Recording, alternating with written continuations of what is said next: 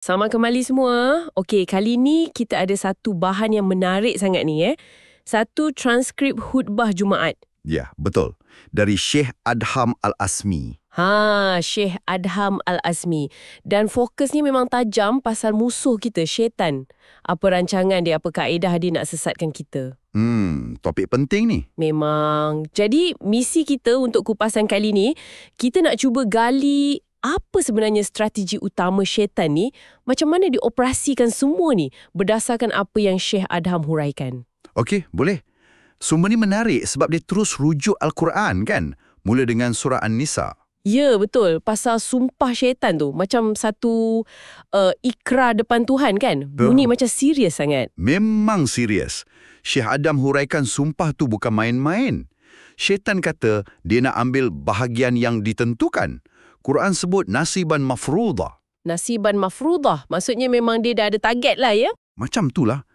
Dia dah tanda dah. Dan ikrar dia tu,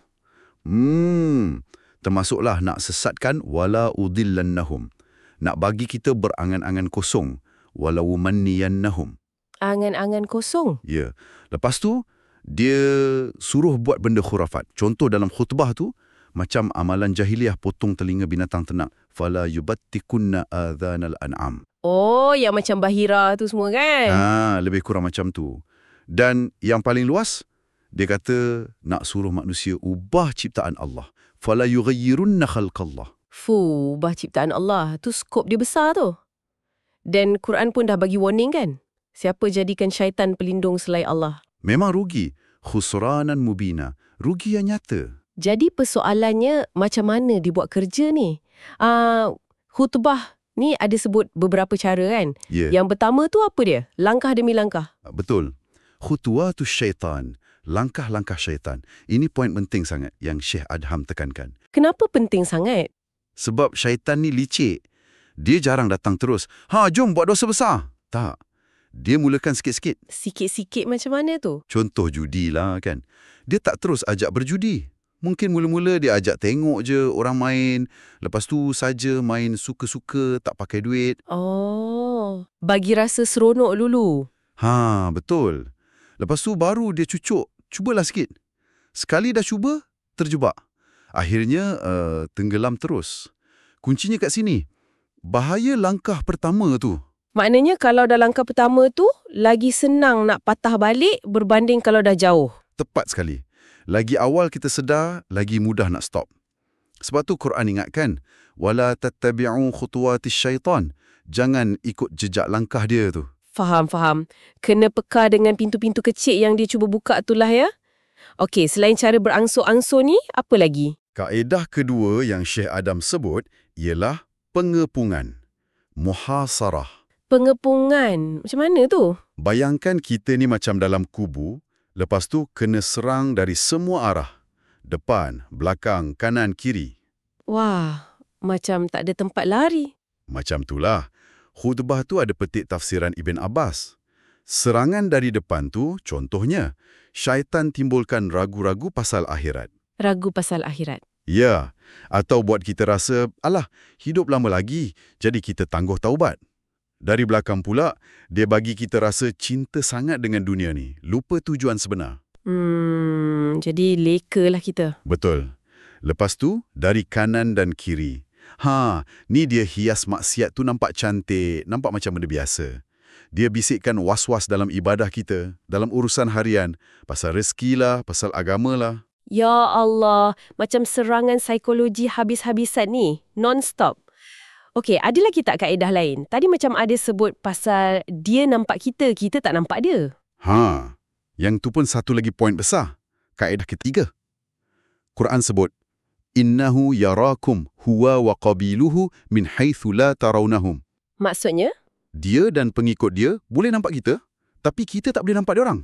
Diorang perhati kita dari sudut yang kita tak sedar langsung. Ini yang buat lagi susah nak lawan ni kan? Musuh yang tak nampak. Memang. Khutbah tu ada sebut hadis pasal syaitan ni mengalir dalam badan manusia macam darah. Majra ad-dam. Macam darah? Biar betul. Bukan maksud fizikal dia betul-betul dalam darah tu, tapi nak gambarkan betapa halusnya pengaruh dia. Macam tak rasa apa-apa, tapi dia ada. menyusut masuk sikit-sikit. Oh, faham. Halus sangat sampai kita tak perasan dia tengah besik atau pengaruhi kita. Tepat. Sebab tu perisai paling kuat kita ialah minta lindung dengan Allah. Sebab Allah Maha melihat, dia nampak apa yang kita tak nampak. Tapi, Ada tapi. ada. Syekh Adham ingatkan juga firman Allah. Innaka kaidasyaitani kana dha'ifa. Tipu daya syaitan tu sebenarnya lemah. Lemah? Macam mana pula lemah kalau dia ada banyak strategi tadi? Dia lemah bila berdepan dengan orang yang betul-betul beriman. Iman yang kuat tu macam perisai lah. Dia punya serangan tu jadi tak berapa berkesan. Okey, faham. Jadi, kekuatan kita terletak pada iman kita lah sebenarnya. Menarik. Tadi ada sebut pasal dialog ke hari kiamat sikit kan? Apa ceritanya tu? Ya. Yang tu dari surah Ibrahim. Gambaran masa ke akhirat nanti. Bila semua dah jadi, dah terlambat, syaitan ni akan berlepas diri dari pengikut dia. Lepas diri macam mana? Dia akan cakap lebih kurang macam ni. Dulu aku mana ada kuasa paksa korang. Wa ma kana liya alaikum min sultan. Aku cuma ajak je da'watukum. Korang yang pilih nak ikut. Fastajabtum li. Maknanya dia salahkan pengikut dia balik? Ya, dia akan kata, jadi jangan salahkan akulah. Salahkan diri korang sendiri. Fala talumuni walumu anfusakum. Memang licik sampai ke akhir ya. Apa pengajaran utama dari dialog ni? Pengajaran besar yang Syekh Adham tekankan ialah, akhirnya pilihan tu kat tangan kita. Syaitan boleh goda, boleh bisik, boleh hias macam-macam. Tapi kita yang buat keputusan akhir. Tanggungjawab tu tetap pada kita. Jelas sangat tu. Okey, jadi kalau nak simpulkan kupasan kita dari khutbah Syekh Adham ni, kita nampak strategi syaitan ni memang tersusun kan? Ada pendekatan sikit-sikit, ada kepungan psikologi, ada kelebihan sebab dia ghaib. Dan yang paling penting, kena selalu bergantung harap pada Allah. Minta perlindungan dia untuk lawan semua godaan halus ni. Memang kena sentiasa berwaspada. Jadi, sebagai penutup ni, mungkin satu soalan untuk anda fikirkan bersama. Tadi kita dah bincang pasal godaan syaitan ni datang sikit-sikit, macam langkah pertama tu kan? Jadi, persoalannya, macam mana kita nak latih diri kita ni jadi lebih peka? Bukan saja peka pada langkah pertama ke arah negatif tu, tapi mungkin juga peka pada langkah-langkah kecil yang positif. Langkah kecil yang boleh buka pintu ke arah kebaikan yang lebih besar dalam hidup kita. Sesuatu untuk kita renungkan?